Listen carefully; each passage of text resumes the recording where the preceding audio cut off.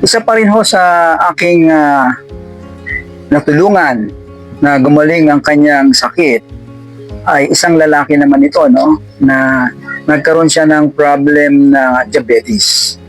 At isa sa major effect sa diabetes niya, yung kanyang paa, nagkaroon ng gangrene. Ayan ho, makikita niyo yung gangrene niya dyan. Napakarami na sugat niya, napakalalaki. So, yan din ho, ang sabi ko nga sa kanila, advice ko sa kanila, since that is bacteria, kinakain ng bacteria yung laman mo dyan, So, ang ginawa natin ulit dyan, pinainom natin ng Neutralite yan. At the same time, pinapahiran natin ng Neutralite. After a certain period of time, makikita ninyo, ayan, nagbago na. Halos naghilom na yung mga sugat niya. Parang kagaya rin nung kay Aling Carmen na sakit sa paa, na puro gangrene din. Gumaling. Ayan.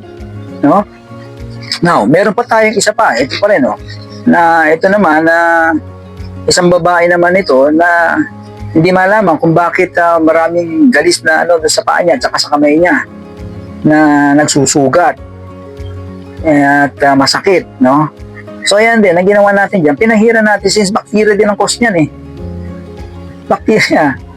Hindi nga na natin ko alam kung bacteria yan, Pero sabi ko nga sa inyo, yung Neutralite, may 13 klase ng antibacterial properties na ingredients. So, kahit anong bacteria yan, hindi siya papasa doon sa 13 na yun. Dadaan siya sa 13, saka siguradong patay siya. So, ito, ginawa natin, pinainom din natin, at the same time, pinapahiran. After a certain period of time, nakita nyo, nawala na yung, gumaling na yung kanyang mga galis, mga sugat na yan, and at the same time, naging normal na yung kanyang katawan. I'm very sure na may mga collateral health problems pa rin siya as a result of that. So, ayan, naibalik natin siya sa normal because of that of Neutralite. So, ayan, pinapakita natin ngayon dyan, yung mga bacteria cause na sinusolve ng Neutralite. Ito pa isa, Ito naman, actually, isang kabataan nito, na maraming siyang tigyawat. Actually, yung ginagawa niya dyan, nagpa-derma na nga siya, So, hindi paling gumagaling, gumastos ng napakalaki, 2,000 yata ang binabayad niya per session hindi namang gumaling. Yung iba pa, parang lumala pa nga yung iba niya sabi niya. Pero anyway, since alam natin na bacteria na naman yan I think Staphylococcus bacteria yata ang tawag dyan So, ang ginawa natin dyan, sabi ko, ang gawin mo, maghilamos ka, ng mainit na tubig para nang bumuka yung mga pores. Then after that, hilamusan mo, pahiran mo ng Neutralite, ibabad mo ng mga 1 oras.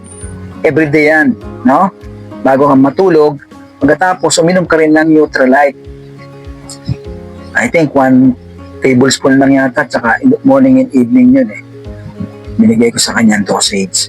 So after about a week, natuyo na yung kanyang mga tigyawat. Natuyo. Ayan, nakikita nyo, kuminis pa yung kanyang mukha. Kaya nire-recommend niya to. Kaya nga, sabi ko nga dito, itong Neutralite, napaka-powerful nito when it comes to bacteria and virus. Tsaka pati nga mga parasites na yan Kaya pag uminom kayo, ang halos lahat ng sakit ng tao, yan lang ang pinagmumulan. Mga bacteria, mga virus, mga parasite na pumapasok sa ating katawan. Sumisira ng ating organ. Ngayon, ang Neutralite, napakagaling para ayusin niya yan. Patayin niya yan. Kaya, yan ang ina-advise ko nga sa inyo. Sabi ko nga, kung may sakit kayo, yan ang gamitin ninyo. Kasi yung sakit niyan, tingnan nyo, analyzing nyo, ang pinagmulan niya, mga bacteria na pumapasok sa katawan mo at virus. Okay? So, okay, yun lang. Salamat. Thank you.